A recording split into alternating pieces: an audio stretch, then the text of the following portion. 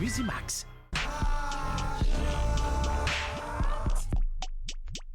À la chronique du groupe à connaître absolument cette semaine, c'est les Anglais XTC. En fait, j'étais pas trop certain. En premier, je passais à travers différents noms de groupes. Puis là, je vais revoir certains de leurs clips sur YouTube. J'écoute leurs chansons, puis je me dis, non, c'est vraiment un groupe important à connaître.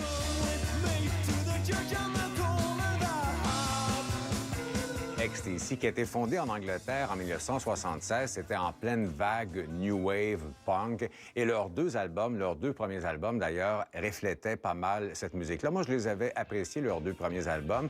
Mais on dirait qu'à partir du troisième, Drums and Wires, ils se sont comme réveillés, ils se sont aperçus qu'ils pouvaient faire autre chose que de musique punk ou encore New Wave.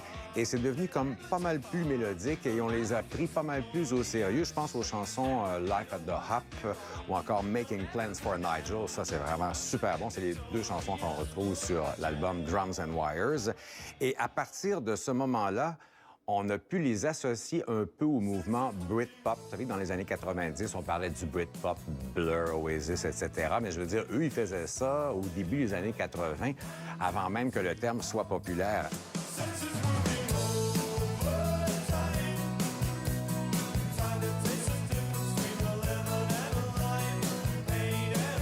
À partir de Drums and Wires et des albums qui ont suivi, on peut vraiment les associer au style Britpop et aux Beatles, parce qu'il est vraiment le groupe qui a inventé le genre, et un autre groupe britannique qu'on connaît ici de Kinks. Vous les connaissez quand même, de Kinks. Van Halen avait repris You Really Got Me.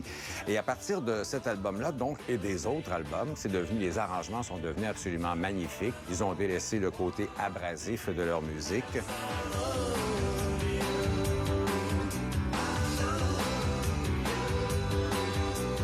Et si vous aimez beaucoup le groupe XTC, sachez qu'ils ont formé un autre projet qui se nomme The Dukes of Stratosphere. Ça, c'est vraiment extrêmement psychédélique. Imaginez-vous du vieux Pink Floyd, période de Syd Barrett, mélangé avec Sgt. Pepper's Lonely Hearts Club Band, des sons ultra stéréophoniques. Ça s'appelle 25 O'Clock. Malheureusement, c'est disponible nulle part. Vous pouvez juste aller sur YouTube pour revoir des vieux clips. Mais bref, XTC a connu un certain succès ici, peut-être au Canada, plus qu'aux États-Unis. Aux États-Unis, il y a juste un single qui a été sur le palmarès. Mais moi, je me souviens, Dear God, c'est tout un classique quand même, qui est sur l'album English Settlement. Black Sea, c'est un bon album également. Et ça, probablement au Canada, ça a été l'album le plus populaire. Aux États-Unis, vous devez écouter de la musique mongole, comme ils écoutent d'habitude. Tous leurs albums sont disponibles sur iTunes ou encore sur Spotify pour écouter toutes les chansons qui s'écoutent encore très bien. La réalisation a vieilli un peu, mais c'est un groupe XTC. Ma chanson préférée, We're Only Making Plans for Nigel.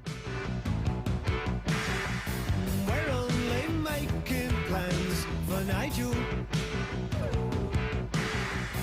We only want what's best for him. We're only making plans for Nigel.